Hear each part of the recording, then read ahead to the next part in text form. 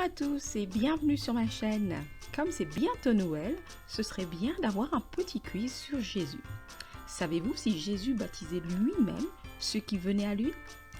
Si vous voulez connaître la réponse, restez jusqu'à la fin de ce petit quiz. Sans plus attendre, passons à la question numéro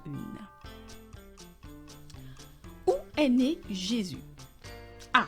Nazareth. B. Bethléem, en Judée. C. Béthanie. 10 secondes.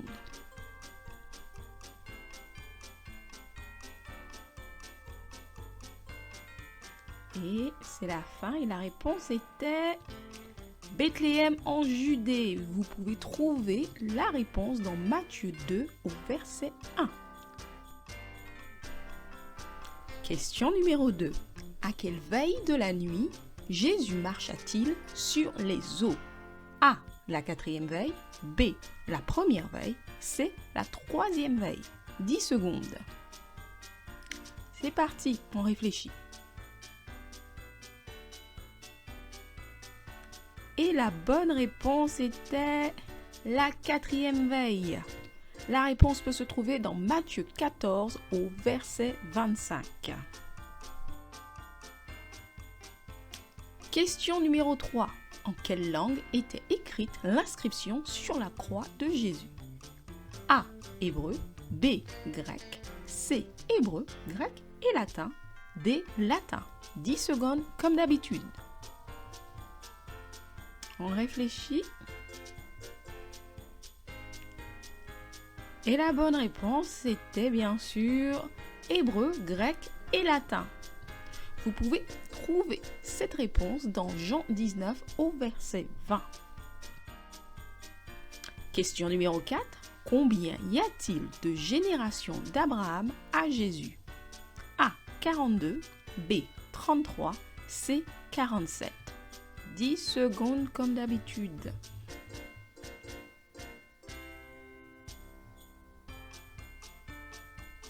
Et la bonne réponse était A. 42. Vous pouvez trouver cette réponse dans Matthieu 1 au verset 17. Question numéro 5. Où était Jésus quand il fut arrêté? A. Bethléem. B. Dans une synagogue. C. Dans le jardin de Gethsémani. D. À Capernaum. 10 secondes. On ne prend pas sa Bible. Et c'est bientôt fini. Attention, et la bonne réponse c'était dans le jardin de Gethsémani.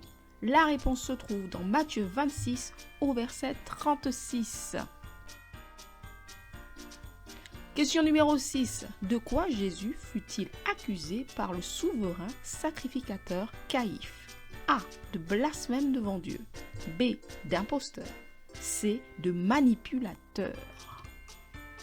10 secondes. Comme d'habitude, vous connaissez. Et la bonne réponse était de blasphème devant Dieu. Cette réponse se trouve dans Matthieu chapitre 26 au verset 57 à 66. C'est toujours bon de faire un peu de lecture pour connaître un peu mieux sa Bible. Question numéro 7. Par quel signe Jésus désigna-t-il celui qui le livrerait? A. Celui qui a mis avec moi la main dans le plat. B. Celui qui sera assis à ma droite. C. Celui qui rentrera le dernier dans la pièce. On réfléchit. C'est pas compliqué. Et la bonne réponse, c'était celui qui a mis avec moi la main dans le plat. La réponse peut se lire dans Matthieu 26 au verset 23.